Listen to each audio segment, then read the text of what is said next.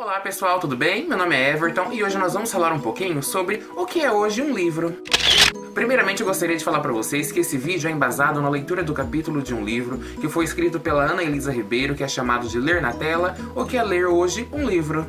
Esse capítulo está presente dentro do livro que foi escrito e organizado por Martins, Machado, Paulino e Belmiro, chamado Livros e Tela, publicado em Belo Horizonte pela editora UFMG em 2011.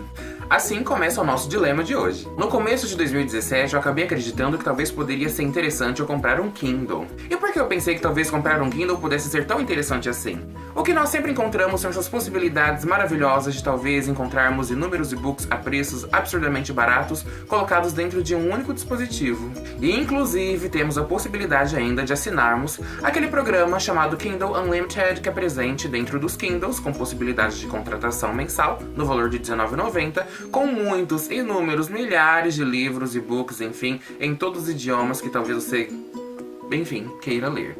O fato é que eu tenho vários livros aqui em casa, e uma vez que eu comecei a me envolver com essa leitura dentro do suporte digital, comecei a perceber que não era tão envolvente da maneira como eu também tenho essa relação feita com os livros físicos. Foi onde a minha crítica começou. Mas será que vale a pena, talvez, termos um Kindle? Eu acredito que sim, vale a pena, mas eu acho que existem considerações importantes a serem feitas quando pensamos a compra de um dispositivo como este. Então, antes de chegarmos a uma certa conclusão a respeito do Kindle e do modo como lemos na tela, vamos falar um pouquinho dos livros. Antes de propriamente falarmos a respeito do livro em si, é interessante considerarmos e pontuarmos que houve uma passagem, e essa passagem saiu da oralidade para a escrita. Bom, então dentro desse grande guarda-chuva que vai desde a oralidade até mesmo a escrita, nós podemos considerar um fenômeno que ocorria, que no caso era o fenômeno de transmissão dessa informação cultural presente dentro de sociedades passadas, que ocorria por meio, claro, que dos xamãs, dos sábios e dos bruxos, como se dizia na época, porque essas eram figuras consideradas importantes como sendo transmissoras de informações culturais, de valores sociais também, e claro, tinham a função de informar e de entreter as pessoas da época. Bom, como também nós sabemos, a escrita e também o conhecimento da época estavam muito ligados, estavam atrelados à elite social da época. E isso, claro, tinha relação com a corte, com os próprios religiosos e também os sacerdotes. Bom, pulando então para os primórdios do que vem a ser a prensa de Gutenberg, nós temos que do século VI ao século XV são os escribas que acabam reproduzindo todo o conteúdo dos livros. E como este é um processo totalmente personalizado, até porque Gutenberg não tinha aparecido no cenário mundial até esse momento, claro que esse era um processo de um custo muito grande para pessoas comuns da sociedade naquela época. E o que veio acontecer após isso foi um avanço massivo da cultura escrita que foi permitido pela invenção da prensa por Gutenberg. Bom, o que nós conseguimos ver então? De uma certa maneira, nós vemos então a evolução dos suportes que vão abraçar a informação, ou seja, nós vemos a evolução de suportes à informação dentro desse cenário. E nesse sentido, nós temos também que as tecnologias presentes em todos os momentos da sociedade, quer seja ela da oral à escrita ou também dentro do contexto da prensa de Gutenberg, são tecnologias que estavam atreladas às necessidades de comunicação das pessoas naquele momento. A evolução não deixou de acontecer, a evolução continua e tem continuado, então, claro, chegamos até o século XXI também com as telas, o que vem corroborar esse pensamento de que as nossas necessidades de comunicação atualmente também chegaram a esse suporte novo, que é o suporte embasado em telas. Bom, então eu começo a achar super interessante a pergunta que na verdade é o título de uma sessão do capítulo de Ribeiro, que ela pergunta: o que pode ser um livro? Aí Ribeiro vai começar a falar que livros não executam ação ilegal. Livros não dependem de software para rodar. Livros se estragam quando caem na água. Livros podem acumular poeira, insetinhos e também odores. Livros são ruins de carregar quando se juntam 2, 3, 4, 5.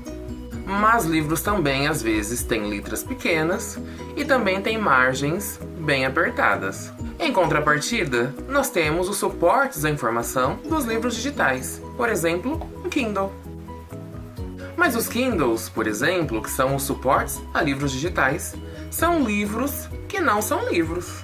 São livros que podem emitir a mensagem: Erro 404, page not found.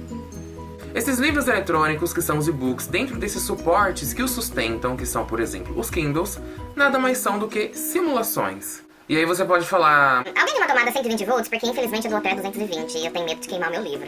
Ou... Putz, queimei o meu livro, agora assistência só lá em São Paulo. Ou... Nossa, eu esqueci meu carregador dentro da mala, dentro do hotel. Enfim, você não pode me emprestar o seu carregador? Será que cabe aqui dentro desse... Se não... Ai, bateria acabando. Bom, então o que nós vamos se delinear aqui? Um dos grandes dilemas dessa questão de leitura, né? Quando nós lemos, nós estamos nos interagindo. A interação ela é passível também dentro desse processo de leitura. Porém, quando nós estamos operando objetos, nós estamos dentro de um processo de interatividade. Até porque um dos grandes carros hoje que puxa os marketings, por exemplo, de produtos eletrônicos, onde você pode executar várias coisas ao mesmo tempo, né? Essa chamada multitarefa, são as chamadas que envolvem a multitarefa, além também do que a interatividade. Bom, então quando nós tentamos trazer uma consideração sobre o que nós temos falado aqui, sobre esse contraponto da leitura de livros físicos também com os livros digitais, e pensando no Kindle, como podemos trazer aqui no exemplo, é claro, nós podemos pensar que esse modo de leitura na tela atualmente se configura como uma nova possibilidade de leitura para o momento. E esse novo modo de leitura vai suscitar o aparecimento de novos suportes à informação que deem conta de sustentar as necessidades de comunicação da sociedade atualmente vigente. E claro, quando nós falamos de tudo isso, nós não podemos nos esquecer também das novas formas de aprendizagem que estão sendo delineadas de acordo com as novas tecnologias que são introduzidas,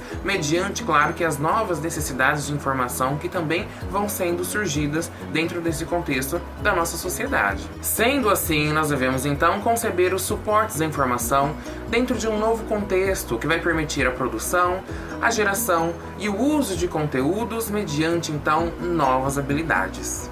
Bom pessoal, espero que vocês tenham gostado do vídeo de hoje, compartilhei com vocês a experiência de leitura que tive desse pequeno capítulo de um livro, e não me esquecendo de mostrar esse livro que também corroborou a leitura e também, claro, que a criação desse vídeo. Espero que vocês tenham gostado e tchau, tchau!